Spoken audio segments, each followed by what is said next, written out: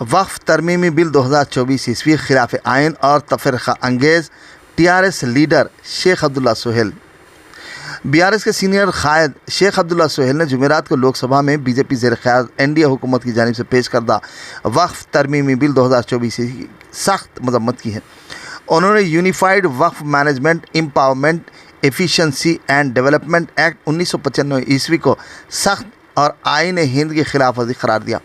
عبداللہ سہیل نے ایک میڈیا بیان میں اس بل کو آئین پر حملہ قرار دیا ہے اور BJP حکومت پر مذہبی آزادی کی خلاف ورزی اور وفاقی نظام کو کمزور کرنے کا الزام عائد کیا۔ انہوں نے زور دے کر کہا کہ BJP کے اقدامات اس کی تقسیم کی سیاست کا تسلسل ہیں، جس کا مقصد ہریانہ اور مہاراشٹر جیسی ریاستوں میں ہونے والی اسمبلی انتخابات سے قبل فرقہ وارانہ کشیدگی پیدا کرنا ہے۔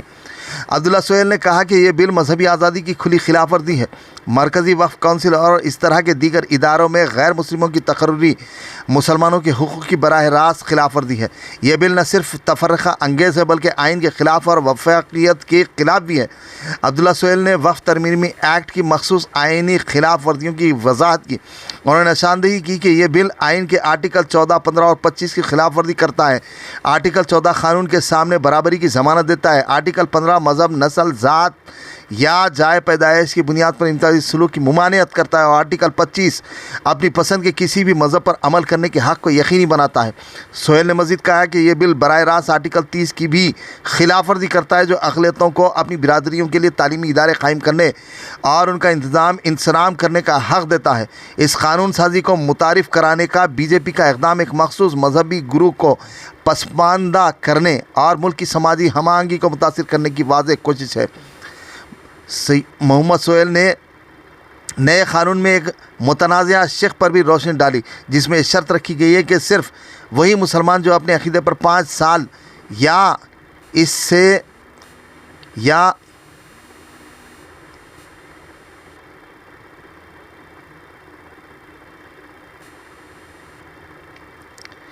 محمد سہیل نے نئے قانون میں ایک متنازعہ شق پر بھی روشنی ڈالی، جس میں یہ شرط رکھی گئی ہے کہ صرف وہی مسلمان جو اپنے عقیدے پر 5 سال یا اس سے زیادہ عرصے سے عمل کر رہے ہیں وقف بورڈ کو جائیداد عطیہ کر سکتے ہیں۔ انہوں نے ایسی ضرورت کی عملیت اور انصاف پسندی پر سوال اٹھاتے ہوئے پوچھا کہ حکومت اس بات کی تصدیق کرنے کا منصوبہ کیسے بناتی ہے؟ آیا کوئی شخص عملی طور پر مسلمان ہے یا فراہمی امتیازی اور منمانی دونوں ہیں؟ BRS لیڈر نے الزام عائد کیا کہ مرکز یہ بل لا کر قوم کو تقسیم کر رہا ہے۔ یہ ہمارے ملک کے آئین اور سیکولرتا نے سیکولرزم کے تانے بانے پر براہ راست حملہ ہے۔